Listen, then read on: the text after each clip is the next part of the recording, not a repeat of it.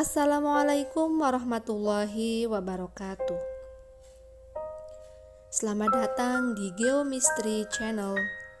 Program ini menyajikan cerita seputar spot-spot geografis yang fenomenal serta sisi lain kisah misterinya. Saya ucapkan terima kasih buat sobat semuanya yang sudah subscribe channel ini, dan kita mulai ceritanya. Luweng Grubuk, cerita di balik eksekusi mati. Gunung Kidul antara tahun 1966 hingga tahun 1968. Saat cahaya matahari mulai meredup tergantikan gelap malam, saat itulah kecemasan dan ketakutan mulai menyelimuti hati warga Dusun Jetis Wetan, Desa Pancarjo, Kecamatan Semanu, Kabupaten Gunung Kidul, Yogyakarta. Saat hari mulai gelap, saat itulah tak ada lagi warga yang berani keluar rumah, bahkan hanya untuk sekedar duduk-duduk di teras. Rasa cemas dan takut yang luar biasa menjadikan sebagian warga memilih untuk mengungsi di rumah kerabat di desa lain. Ketakutan itu berkaitan dengan keberadaan Goa Grubuk atau Luweng Grubuk biasa warga menyebutnya. Luweng Grubuk sebuah gua kars vertikal yang memiliki kedalaman hampir 100 meter. Masyarakat setempat lebih menyebutnya luweng, bukan goa. Mungkin karena lubang alami itu bentuknya mirip luweng atau tungku daripada bentuk goa yang pada umumnya horizontal. Ketakutan mereka bukan berkaitan dengan mistis, hantu, atau sejenisnya, tetapi berkaitan dengan aktivitas yang terjadi di mulut Luweng Grubuk hampir setiap malam. Kala itu, suasana Indonesia secara umum sangat tidak menentu, mencekam, pasca tragedi G30 SPKI. Penumpasan pihak-pihak yang terdata memiliki keterlibatan dengan organisasi terlarang itu terjadi di hampir semua daerah di Indonesia. Luweng Grubuk adalah satu di antara sekian banyak tempat yang digunakan untuk eksekusi mati kala itu. Ada salah seorang warga Dusun Jetis Wetan, sebut saja namanya Umar. Apabila malam datang dan ada petugas dari kecamatan yang menyambangi rumah Umar, maka laki-laki itu akan menyiapkan oncor untuk penerangan menuju Luweng Grubuk. Oncor atau obor terbuat dari batang bambu yang diberi minyak tanah dan sumbu. Suasana kian mencekam saat jam malam dimulai, pukul 22 waktu Indonesia Barat.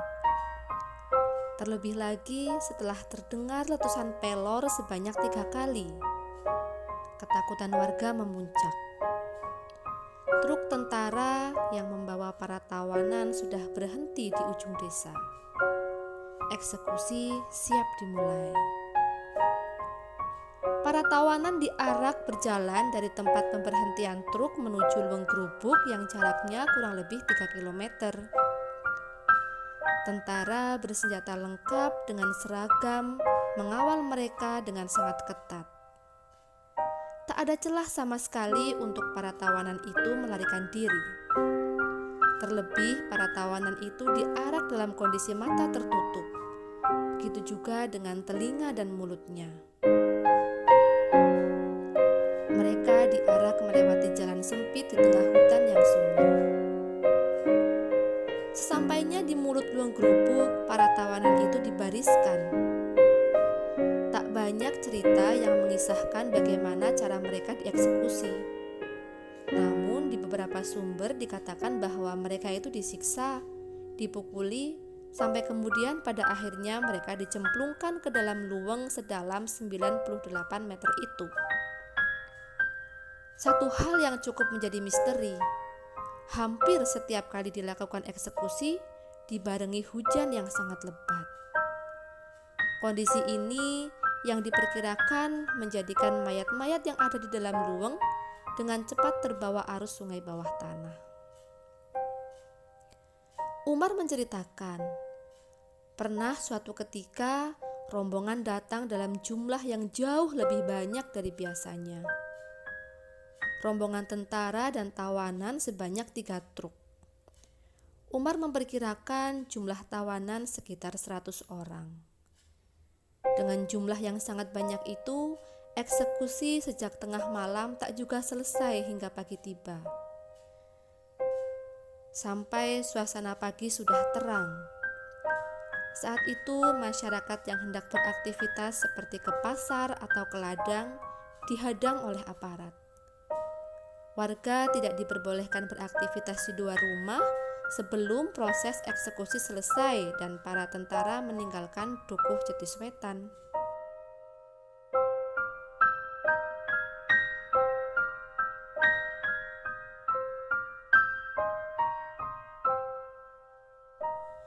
Setelah PKI berhasil ditumpas dan kondisi negara mulai aman, perlahan keseraman Luweng Grubuk mulai pudar.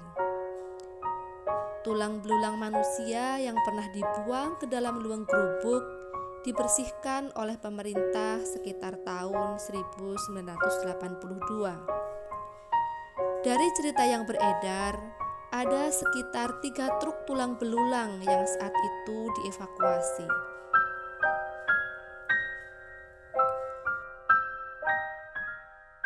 Cerita pembuangan jasad para pengikut PKI sampai saat ini masih menyisakan misteri.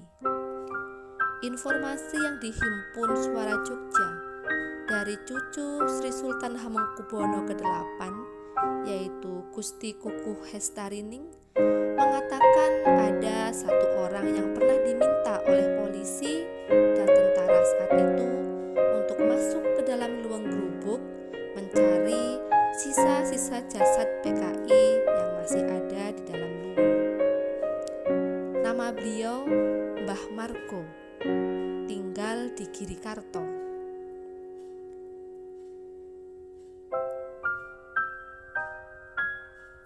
Selain diminta mencari jasad PKI, Mbah Margo Utomo juga pernah mendampingi Sri Sultan Hamengkubuwono ke-9 melakukan ritual di Pantai Gesing. Mbah Margo memang selama ini dikenal sebagai pribadi yang ulung dalam urusan berhubungan dengan alam. Berbekal informasi itulah, tim Suara Jogja mencari keberadaan Mbah Margo. Laki-laki ini lantas bercerita banyak terkait dengan aksinya mencari jasad PKI di Luweng Grubuk. Sayangnya, Mbah Margo tak ingat secara pasti tahun berapa aksinya itu dilaksanakan. Suatu hari, Mbah Margo didatangi oleh beberapa tentara dan polisi. Aparat yang mendatangi Mbah Margo menyampaikan maksud kedatangan mereka, yaitu meminta Mbah Margo memasuki Luweng Grubuk untuk mencari sarang burung walet. Alasan ini sangat masuk akal karena pekerjaan Mbah Margo memang saat itu mencari sarang burung walet di goa-goa di Gunung Kidul. Hampir semua goa di Gunung Kidul sudah pernah dimasuki oleh Mbah Margo. Hanya saja untuk Luweng Grubuk memang belum pernah. Mbah Margo menyanggupi permintaan dari para aparat itu. Sampai kemudian disepakati rencana kapan dilaksanakan. Di hari yang dijanjikan, Mbah Margo dijemput oleh 5 orang tentara sekitar pukul 4.30 pagi. Jarak tempuh antara rumah Mbah Margo dengan Luweng Grubuk memang cukup jauh. Baru sekitar pukul 7 pagi, Mbah Margo sampai di mulut Luweng Grubuk. Dan segera dipersilahkan untuk turun ke dalam luweng. Saat hendak masuk ke luweng itulah Mbah Margo diberitahu tujuan yang sebenarnya kenapa beliau diminta memasuki luweng grubuk. Secara khusus, Mbah Margo diminta untuk mencari apa saja yang tertinggal di dalam luweng grubuk itu, khususnya jasad-jasad yang tersisa. Meskipun ragu, namun Mbah Margo tetap memberanikan diri menerima tawaran tersebut, karena beliau selalu ingat pesan orang tuanya untuk berusaha membantu orang yang meminta bantuan. Sebenarnya saat itu ada 2 lagi teman Mbah Margo, tetapi hanya Mbah Margo saja yang berani menuruni luweng grubuk. Sebelum turun, tubuh Mbah Margo sudah diikat lengkap dengan tali serta helm layaknya atlet panjat tebing. Ia diminta turun menggunakan tali berbentuk tangga sedalam 50 meter dari permukaan mulut luweng. Meski ada perasaan cemas, Mbah Margo mantap melakukan tugas itu.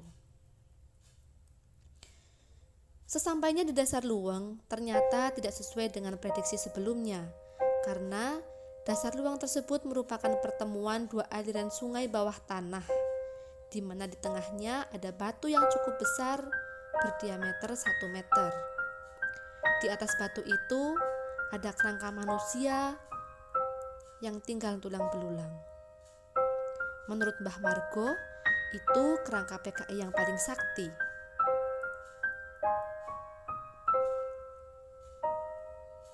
Seperti permintaan sebelumnya, lelaki ini lantas membawa serta tulang belulang yang dia temukan keluar luweng.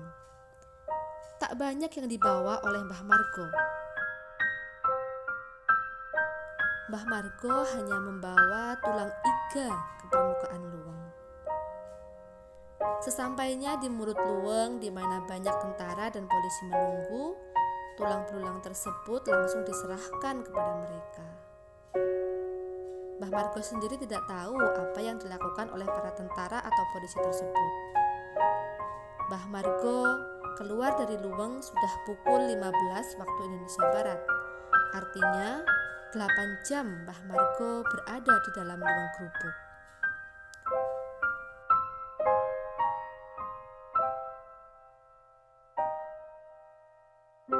Lebih dari setengah abad telah berlalu. Luweng grubuk menyisakan cerita yang tak terlupakan, khususnya bagi warga di sekitarnya. Juga buat keluarga yang kehilangan sanak saudaranya saat itu. Saat sanak saudara mereka dijemput paksa dan tidak pernah kembali, mereka hanya bisa menerka. Barangkali sanak saudaranya itu salah satu dari ratusan tawanan yang jasadnya dibuang di dalam luweng grubuk. Kondisi luweng grubuk saat ini tak seseram kisahnya. Saat ini, luweng grubuk dijadikan sebagai salah satu destinasi wisata minat khusus. Banyak pecinta alam yang telah menyusuri sisi dalam bentukan alam karst ini.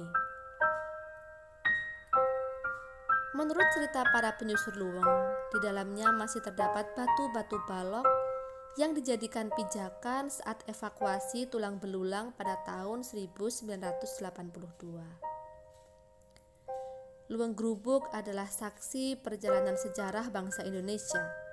Semoga kita semua bisa menjaga amanah kemerdekaan dengan senantiasa menjaga kerukunan bangsa.